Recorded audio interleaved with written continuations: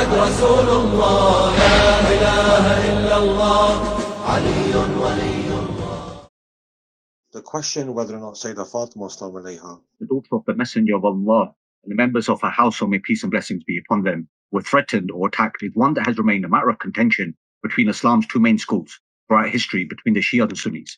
During Abu Bakr's accession to the Caliphate and the events which unfolded at Skifa Banu Saida, Abu Bakr sent Umar ibn Khattab and a gang of armed men to the house of Fatima, may peace and blessings be upon her, compelled Imam Ali alayhi salam and his supporters to pledge allegiance to him. Umar threatened to burn down the house upon Fatima Zahra and essentially all those who were gathering and conspiring in opposition to the newly appointed state leader Abu Bakr. Subsequently, Fatima Zahra was distraught by Abu Bakr's behavior, that she informed those who were not present on that occasion in the house during this threat not to return until they go and pledge allegiance to him. Now, to explore this historical event, we would need to investigate the facts that have reached us to determine if there is a basis to such a claim. Since this is a popular and well-established belief within the Shias, with the exception, of course, with some fringe opinions which don't outright deny the events, but particular details, there's a general consensus that Umar threatened Fatima Sallallahu. Now, what's agreed upon by Sunnis is that Fatima Sallallahu passed away 6 months after the death of the Prophet. The circumstances surrounding her death are unclear. Some claim it was due to the grief of her father passing away. Now, my focus will not be going into the cause of her death, but looking at the threat from the earliest Sunni Hadith and Seerah collections.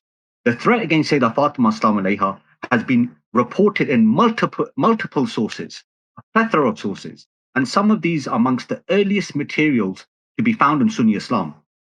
This is important because when an event has been recorded by two or more unconnected sources and narrated by a plethora of people, it becomes, it brings about confidence that the event happened and it has a historical basis, and according to the criteria of even Sunni scholars.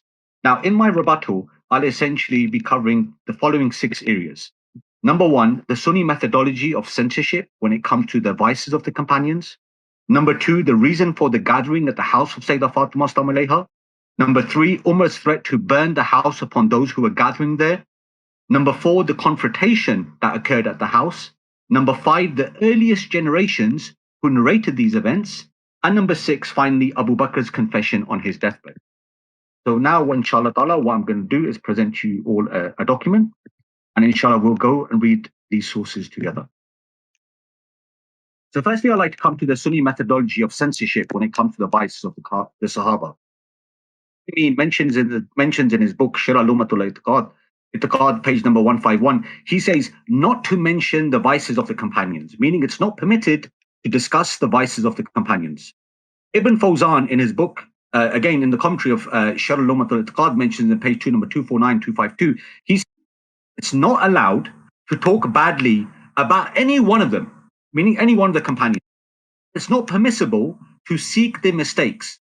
Now, if some of them had any, not find them and show them to the people, and stop mentioning any of their bad qualities and the conflicts between. Now we'll come to another scholar, Al-Dhahabi. He mentions in his book, Sir Alam, volume number 10, page number 92. He says, if it's proven that the speech of the companions was based on hate and partisanship, then it would not be acceptable, but it would be folded and not narrated. And it's argued that we must refrain from mentioning a lot of the quarrels between the companions and their fights. Therefore, if, i.e. meaning the reports, must be folded and hidden, mashallah, and it must be eradicated.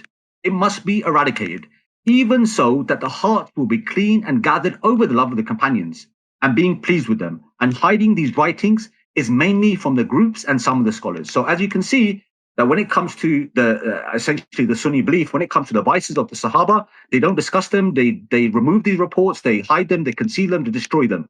Now, I want to finish off from the statement from the book of Kitab al-Sunnah, volume number 3, page number 10. And Atiyah Zahrani says this hadith is sahih.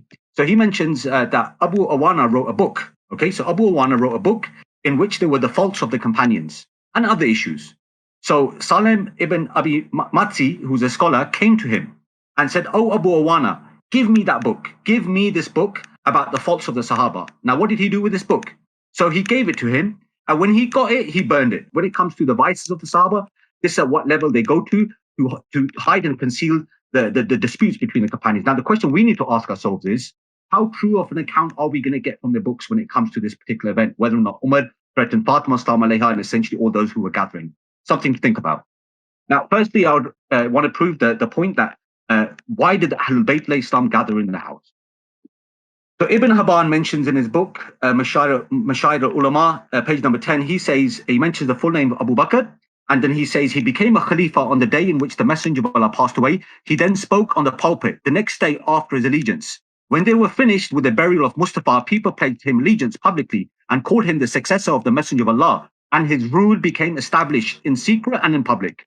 Then he mentions something very crucial here. He goes, except Ali ibn Abi Talib alayhi salam and a group from Bani Hashim with him stepped away from pledging allegiance until Fatima, may Allah be pleased with her, passed away 6 months post death of the Messenger of Allah. Then Ali pledged him allegiance, and those group of people we have mentioned in the book of Khulafa. Now, there's a few points that we need to understand here.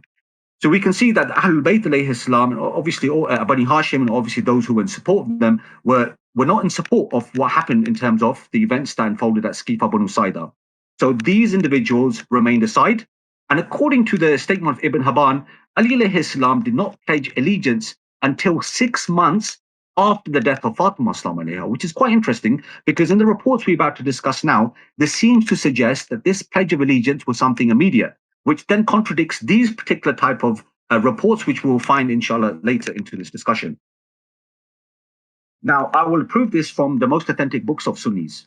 Sayyid Bukhari has a long narration from Ibn Abbas. Now, what I'm going to do is I'm going to quote the most important part, establishing that Ahlul Bayt al-Islam and Bani Hashim and those who were with them gathered in the house of Fatima. So this report is found in Sayyid Bukhari, page number 1689, 1691, hadith number 6830. Ibn Abbas said, Umar said, notice this, and no doubt after the death of the Prophet, we were informed that Ansar disagreed with us and gathered in the shed of Banu Saida. Okay? Ali and Zubair and whoever was with them opposed us, while the immigrants gathered with Abu Bakr. We'll come to the commentary of this particular narration. Ibn Hajar Asqalani mentioned in the book Fath al-Bari, volume number 15, page number 654, and he says, and his saying, meaning Ali and Abbas and Zubair, and those who were with them prayed from us. And the Ali and Zubair and those who were with them gathered at the house of Fatima. Very important. They gathered at the house of Fatima, the daughter of the Messenger of Allah.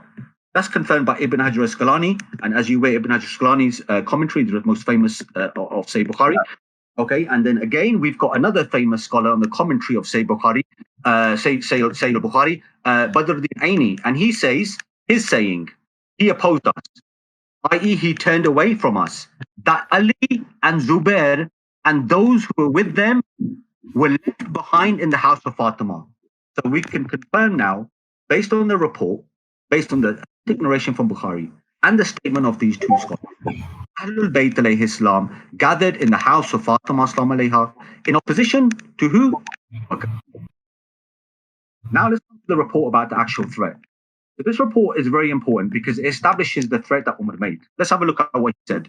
So there you can see the chain of narration. I'm going to go straight into the actual narrator, Aslam, who was a slave of Umar, who said, after the Messenger of Allah passed away, when the allegiance was paid to Abu Bakr, Imam Ali alayhi salam and Zubair, as we've already discussed, used to enter the house of Fatima salam alayha. We've concluded that, we've proven that, and discuss about the action.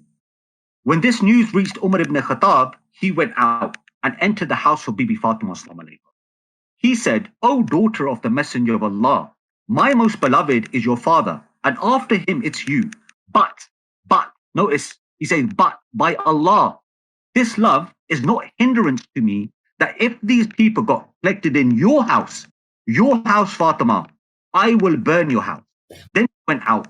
And then these people, meaning Ali and Zubair, came there. Bibi Fatima told them, did you know that Umar came to me and swore by Allah that if you returned, then he would burn down the house? And I swear by Allah that he would do what he has sworn. So Sayyidah Fatima became extremely frightened. Allahu Akbar, the Messenger of Allah's daughter. Then go reasonably and say your opinion, do not return to me. Then they went out from her and did not return to her until they pledged allegiance. Now let's have a look at the scholars who authenticated this report. Shitri says this narration is Sahih, And this is the Musannaf of Ibn Abi Shaybah, volume 21, page number 143 to 144, hadith number 39,827. Let's have a look. That's one scholar. Shah Waliullah Dehlvi, he mentions in his book Azalatul Kafar, volume number 4, page number 118, he says Abu Bakr ibn Abi Shaybah has narrated from Aslam with an authentic chain. So now we've got two scholars. According to the criteria of Bukhari and Muslim, he's the second scholar who's authenticated this report. Third scholar, Dr. Ibrahim Al-Umari, he says something interesting. He says its chain is connected, meaning that Aslam and what he's narrated from who? Umar. And it's a connected chain, and the narrators are trustworthy. This is the third scholar who's authenticated this, mashallah. Let's come to the fourth scholar now. Give you the fourth scholar, Farhan al-Maliki. He mentions in his book, Qira fi Kutub al-Aqaid al-Hanbaliya, page number 46, he says, the party of Ali was small in the time of the allegiance to Umar and at the time of the allegiance to Abu Bakr. In the early era of Abu Bakr, the division was due to the attack on the house of Fatima, alayha. And some companions who were with Imam Ali Islam did not like pledging allegiance to Abu Bakr. This is proven with authentic narrations. And then in the footnotes, he says, I used to assume that this attack is a lie, and it's not correct, until I found strong chains for it. One of them is what Ibn Abi Shaybah has reported, which I've mentioned, in Al-Musannaf, through an authentic chain from Aslam, the stable Umar. So this is the fourth scholar who's attested this narration. Let's come to another scholar, inshallah. Sheikh Al-Munajid, he mentions in the Islam Q&A website, he says, there's something interesting. He says, I say, this had Sahih. But how does he say something interesting? He says, Muhammad ibn Asaq said, Abu Bakr said Umar to lead Hajj in the 11th year where Umar brought Aslam. So he's saying here that Aslam was actually purchased when Umar was on the order of Abu Bakr, Umar went, right? And this is where he purchased Aslam. Then he says, even though he admits this hadith is Sahih, then he says, that is why this hadith is mursal. He says this is a disconnected report, but as to Aslam, then pay close attention here. As for Aslam, who's the slave of Umar, then whatever he narrates is what he heard from Umar ibn Khattab. So that's four scholars who've confirmed this narration. Let's have a look at what scholars have said about the mursal narration. Okay, this is something important because now, obviously, this report is authentic. Many scholars authenticated it, right? So the only way they try to attack it is by claiming it's mursal. So let's have a look at what the scholars have said about mursal narrations. Dr. Shuaib al-Hassan, in one of the books, which I'll inshallah present to you, under the chapter of the authenticity of the mursal hadith, he says the opinion held by Imam Malik and all Maliki jurists is that mursal of a trustworthy person is valid as proof and justification for the practice, just like a musnad hadith. This view has been developed to such an extreme that some of them, the mursal is even better than the musnad, based on the following reasons: that the one who reports a musnad hadith leaves you with the names of the reporters for further investigation and scrutiny, whereas the one who narrates by the way of irsal being a knowledgeable and trustworthy person himself, he has already done so and found the hadith to be sound. In fact, he saves you from the further research. Let's have a look at the scholars who accept mursal narrations. Imam Abu Hanifa, Imam Shafi, okay, and then Imam Shafi gives certain conditions. Imam Ahmed ibn Hanbal, he accepts mursal narrations. Abu Dawud, he accepts mursal narrations. Al-Hakim, he's extremely reluctant to accept the mursal hadith, except in the case of elder successors, no issues. As we've already established, Aslam is an elder successor anyway. Ibn Taymiyyah, he classified mursal in three categories, but even himself, he also accepts mursal narrations. And this is in the book, in the introduction of the science of hadith, page number 24 to 29. And you can see, ladies and gentlemen, all the references are there for you to go back and check in your own time. Now, let's have a look at how they tampered with this hadith, because you know what? It's part and parcel of this school. And unfortunately, they have to destroy these narrations, they have to hide these narrations, keep them away from the public, burn their books, mashallah, burn people's houses and make threats. Okay, I'll read it for you guys very quickly. It says that it was narrated that Aslam said, when the allegiance was sworn to Abu Bakr after the death of the Prophet, Ali and Zubair ibn Awam went to that Fatima to consult with her. News of that reached Umar, and he entered upon Fatima and said, O daughter of the Messenger of Allah, no one in this world is dearer to us than your father, no one after your father is dearer to us than you. Then he spoke to her, mashallah, that's it. They all had like tea and biscuits and everything was over. Ali and Zubair came to Fatima and she said, you may leave and may Allah guide you. And they did not come back until they had sworn the oath of allegiance. Then he says something interesting about this report. He goes, this is what is proven and sound in addition to the soundness in the chain of narration. It's in harmony with the spirit of the generation and the fact that Allah's praised them, as we often hear all the time. Allah's pleased with all of them. Then he says something interesting in the next page. The Rafidas added to this part and added lies and falsehood, mashallah. So the Rafidah somehow jumped into their books and then they narrated these things, even though the scholars accepted it, no problem. Then they said that Umar said, if these people met with you, I'm going to burn down the house upon them inside because they want to divide the Muslims by delaying the oath of allegiance. Then he went out, and it was not long before they came back to her, and she said to them, did you know that Umar came to me and swore by Allah that if you return to this house, he would burn down the house with you inside? By Allah, he will fulfill his oath, so leave and do not come back to me.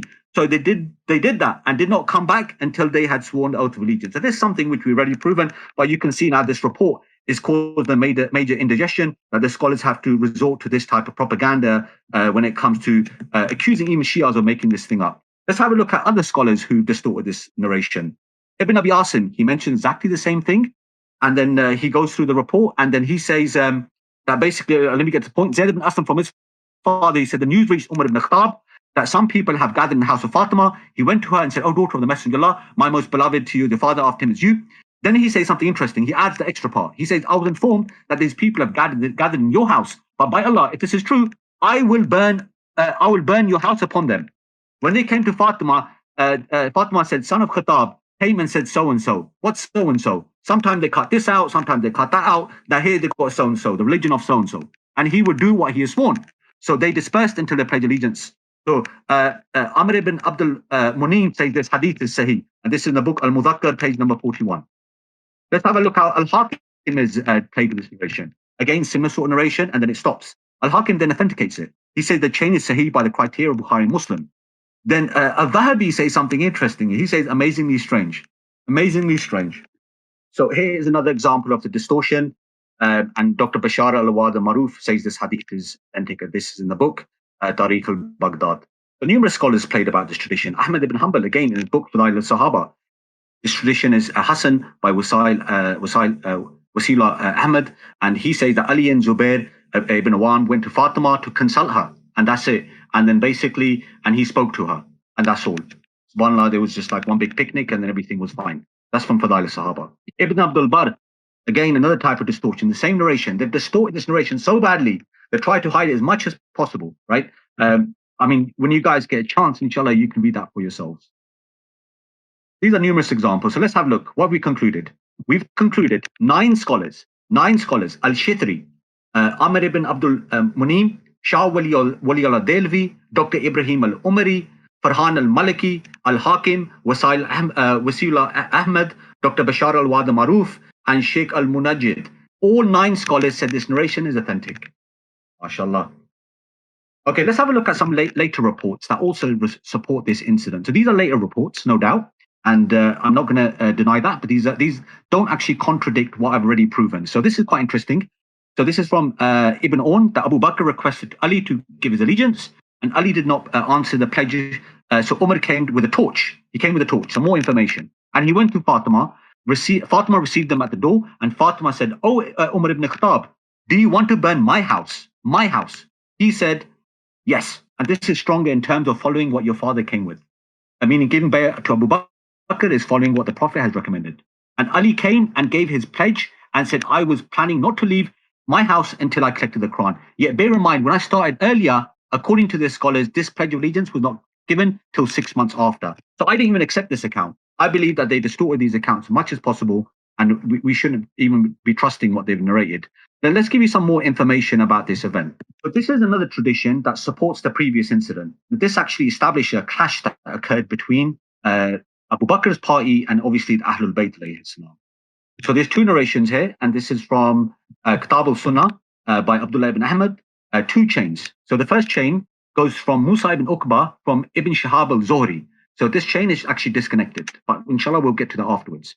Who said, the men of the Muhajirin were angered and paying allegiance to Abu Bakr, and among them was Ali ibn Abi Talib and Zubair, as we established before. So they entered the house of Fatima, which I've already proven, the daughter of the Messenger of Allah, with weapons.